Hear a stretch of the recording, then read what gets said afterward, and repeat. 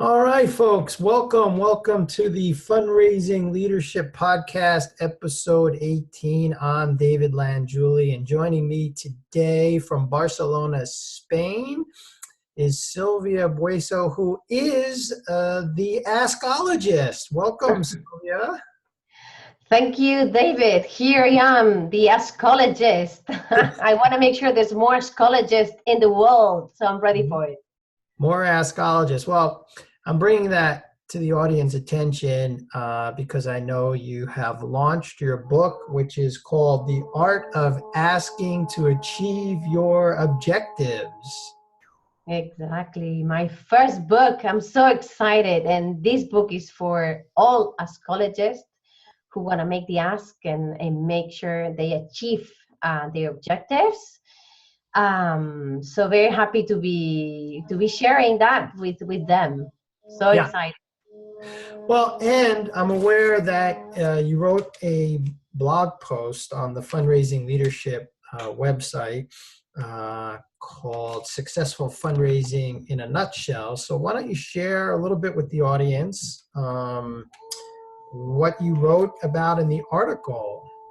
Yeah, I think this is a question that I always ask to myself. What makes me be a successful fundraiser? And in the article, I just share of some of my pointers. Like for example, one that is very relevant to me as an astrologist, as you say, David, is that you gotta be the best version of yourself. If you're a fundraiser, you gotta honor the values of the organization you represent, and at the same time, you gotta be honest to yourself and act and be in line, with your essence, your style, and your values. This is a Right. key one. Yeah, well, you and I were recently, just before we got on this call, we were talking about the DISC profile actually, and DISC is an assessment that's been around for a long time, and it really is it sort of is a way of assessing your behavior and the impact you have, and many of us who've come up in the fundraising ranks, we get this advice like you should change, you should be a chameleon. And I think you and I, we don't agree with that. What we say is be authentic, be who you are, and modify your pace, modify your style a little bit for the donor that you're with, right? Is that how you see it? Yeah, of course. Of course, you gotta build like a connection with the donor, and you can adapt your style, to really connect better with the donor. No, so Yeah. I think we all have like different colors in Right. our style, and depending on the donor we have in front of us, we can see how we can be more effective and build this connection, this relationship, because what really matters at the beginning when you're a fundraiser is to build this relationship, and building Yeah. relationships takes time, as you know, David. Well, it does, and one of the things that I've been finding super helpful, like in terms of understanding other people's styles and understanding my style, is I'm finding I can be completely authentic and completely true to myself when I'm interacting with others. But then, like over the years, I often dealt with a lot of what I would call the rational, analytical types of people. And what I'm learning is for them, you really have to slow down. Like my pace and your pace tends to be much faster. And we, both you and I, tend to come to decisions very quickly. But when you're working with a donor who's more rational, analytical type, they take more time, they need more information. You have to give them all the logical and rational reasons as to why they should, make the donor. So it's kind of like that, right? Absolutely. I think understanding who you are as a fundraiser and understanding, how to best connect with the donor are two key things to do. And it really takes courage, and you got to listen. You got to use your intuition, because people don't have like, a label that says my style is rational. You gotta Right. listen to your intuition, and based on that, test and see how the donor reacts, and from there, build the best communication so you can build a relationship that makes sense for both parties. Yeah. For me, that's very important. I want you to say something. When I was reading your article on the Fundraising Leadership blog site, one of the things that struck me as maybe a bit of a contradiction, but maybe not so, was like this idea of at the same time having high self-esteem while keeping your ego in check. Like I thought when I first read that, I was like, how do you do that? But then it like made more sense to me. So why don't you share a little bit about your thoughts on having, maintaining a high self-esteem and keeping your ego in check at the same time? Yeah, this I completely agree. I think I have struggled so much, about keeping both at a good shape. Self-esteem, I think fundraisers, we get a lot of no as response from donors. So sometimes we are so much attached to the result that we don't kind of value the energy, the effort, and we put to build the relationship, regardless the result. So for me, self-esteem is accepting that donors can say no, and you can, from this no, work harder uh, to get the yes that you think that makes sense for both parties.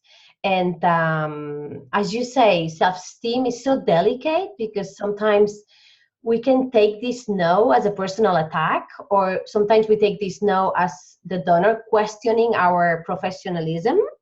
So depends how you read the no from the donor.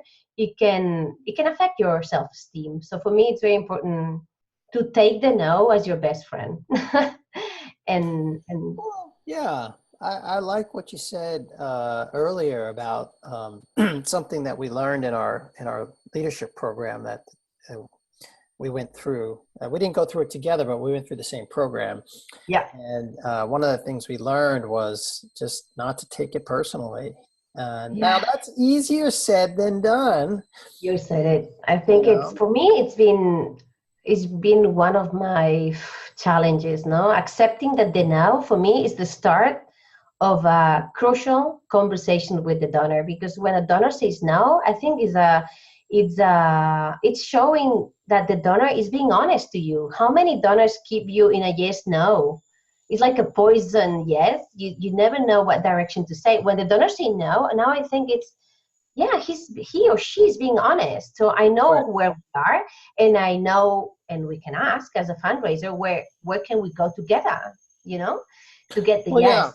Yeah, I think another thing you mentioned in the article was about clarity. I've always felt Yeah. like no's give everyone clarity. I had a former boss of mine used to say, yeses make me money. Let's see, how do you used to say it? Yeah, yeses make me money. Uh, Maybes cost me money, and no's save me money. You said it. Because then okay, great. Yeah. Like if somebody says yes, then yeah, you get the gift. If somebody says no, okay, you're saving time for the donor and for you. Like maybe that's just not a path.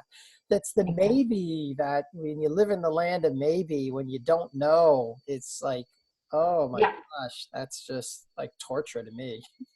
Of course, and it can ruin your self-esteem. It can ruin the relationship. It can have an impact in your everything. So I think the no. But I I will think say we gotta this say about a thank maybe. you. Yeah, I will say this about a maybe. This is what I'm learning more and more of is like, especially for people who their behavioral style is more rational, analytical, logical. Sometimes the maybe is like, I just need some time to think about it. Hmm. I Or, agree. I yeah, agree. sometimes the maybe is, I need to see what the impact on my family is going to be. This is like in the disc, we call this the S style, you know? Yeah. These are people who really care that their environment, they want to make sure that everybody in their family is going to be on board with their philanthropy. So there's, really listening and sometimes giving donors space does help. Yeah. No, and also I think with the maybe, I also what I like of the maybe is that is the opportunity for the fundraiser to ask powerful questions. How can we both move from the maybe to a yes? And what do you need from me so I can help you move from there, the maybe to a yes.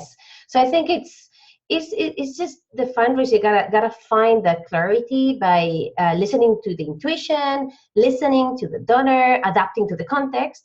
And related to the ego, this is another relevant one, because if you as a fundraiser, you take the no as a personal attack, you can react using your ego, so I always say, just be aware, what makes you upset. When do you feel your ego is kind of driving your reaction, and what do you feel in your body when that happens? Because we are all human. And of course, I always like to say that as a fundraiser, we represent the organization we're working with, and we represent the people who are benefiting, from the contributions that we receive, and we are there to deliver the best impact. So Yeah. So let's talk about that, because that was like the last bullet point in your article, which was like one thing sometimes we neglect to do, or fundraisers neglect to do, is to really let donors know the impact that they're having. Like once it's kind of like, okay, we get measured on the transactions, right, that we accomplish, and there is a transactional nature to fundraising work, and there's also a relationship nature to the work. And so sometimes going back to the donor with whom you have a relationship and then letting them know the impact can really be good for the relationship. So what do we want to give the audience? Maybe give them something to try. yeah, you got it. You just said it. I think, yeah, as a fundraiser, we gotta know the impact. So let's give some work to do to our listeners. So the idea is, please call 5 donors next week. Yes, you got to do it. And let them know the impact that they are having. That will be good thing to do for the best of the relationship, and good work, of Yeah. course. So that's our invitation. Sylvia, the Askologist, is inviting you to Yeah. call 5 donors, and don't ask them for anything. Here's the Askologist. She's telling you not to ask for anything. Just call 5 donors next week and just let them know the impact that they are having with your organization. So that's it for this time. Now go put it into practice. Go enjoy it. Bye Take bye. care. Bye-bye.